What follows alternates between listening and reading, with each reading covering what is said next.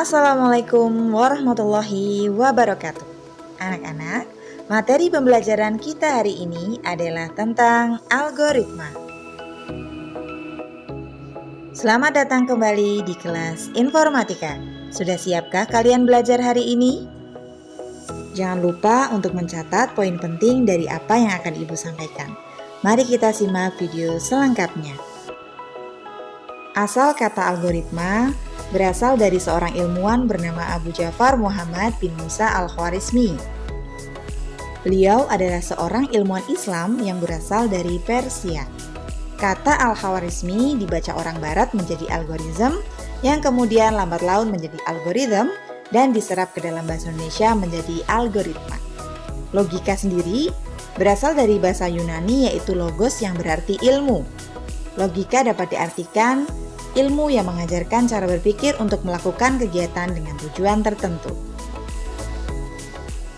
Pengertian mendasar tentang algoritma adalah ilmu yang mempelajari cara penyelesaian suatu masalah berdasarkan urutan langkah-langkah yang disusun secara sistematis dan menggunakan bahasa yang logis dalam memecahkan suatu masalah. Tujuan dari mempelajari algoritma adalah agar kita dapat membiasakan diri melakukan suatu perencanaan apabila menyelesaikan suatu masalah. Permasalahan yang diselesaikan dengan suatu perencanaan yang matang, maka akan mendapatkan solusi yang lebih optimal dibandingkan menyelesaikan masalah tanpa menggunakan suatu perencanaan. Berikut adalah 5 ciri penting yang harus diperhatikan dalam menyusun sebuah algoritma.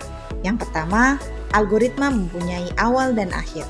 Yang kedua, memiliki instruksi yang jelas dan tidak ambigu, yaitu maksudnya setiap langkah harus didefinisikan dengan tepat sehingga tidak memiliki makna ganda. Yang ketiga, memiliki masukan atau input atau disebut juga dengan kondisi awal. Yang keempat, memiliki keluaran atau output yang disebut juga dengan kondisi akhir. Dan yang kelima adalah algoritma harus efektif, setiap langkah harus sederhana dalam waktu yang tidak terlalu panjang. Dalam penulisan algoritma tidak ada aturan baku terkait penulisan, yang penting mudah dibaca dan dipahami. Meskipun begitu, untuk menghindari kekeliruan terhadap notasi algoritma, notasi yang sering digunakan dalam menuliskan algoritma yaitu ada 2. Yang pertama adalah kalimat deskriptif dan yang kedua adalah dalam bentuk flowchart atau diagram alur. Lebih jelasnya, perhatikan contoh berikut ini. Contoh pertama adalah notasi algoritma yang dituliskan dengan kalimat deskriptif. Notasi penulisan algoritma menggunakan bahasa deskriptif dilakukan dengan menuliskan instruksi-instruksi yang harus dilaksanakan dalam bentuk kalimat deskriptif dengan menggunakan bahasa natural atau bahasa sehari-hari yang kita gunakan. Ibu contohkan algoritma untuk aktivitas makan. Masalah persoalan utamanya adalah makan. Maka kita akan membuat langkah-langkah yang dilakukan jika kita akan makan. Dalam penulisan algoritma menggunakan kalimat deskriptif, maka akan didapat langkah-langkah sebagai berikut. 1. Mulai. 2. Cuci tangan. 3. Menyiapkan peralatan seperti sendok, piring, garpu, dan lain-lain. 4. Mengambil nasi dan menaruhnya di atas piring. 5. Mengambil lauk dan menaruhnya di atas nasi. Yang ke-6 mengambil air minum. Yang ke-7 membaca doa. Yang ke-8 baru mulai aktivitas makan. Setelah selesai yang ke-9 kita akan mencuci peralatan makan dan kemudian selesai. Contoh kedua adalah algoritma yang dituliskan dengan bentuk flowchart atau diagram alir. Penulisan algoritma dengan menggunakan flowchart adalah cara penulisan algoritma dengan menggunakan notasi grafis. Seperti yang terlihat di layar monitor kalian. Di dalam diagram terdapat simbol-simbol yang pada tiap-tiap simbolnya memiliki makna yang berbeda-beda.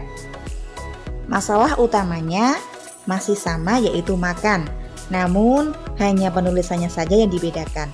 Jika tadi dalam kalimat deskriptif kita menggunakan bahasa natural sehari-hari, dituliskan langkah per langkah, pada flowchart juga sama, dituliskan langkah per langkah, namun dalam bentuk bagan yang sambung menyambung menjadi satu dari awal hingga akhir. Bentuk dasar algoritma terbagi menjadi 3, yaitu sekuensial, pengulangan, dan percabangan.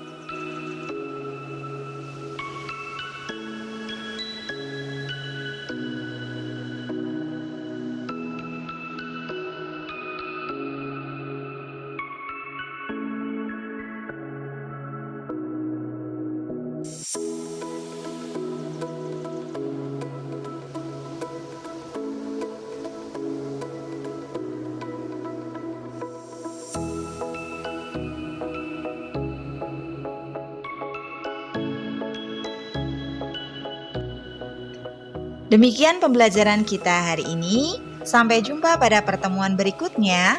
Wassalamualaikum warahmatullahi wabarakatuh.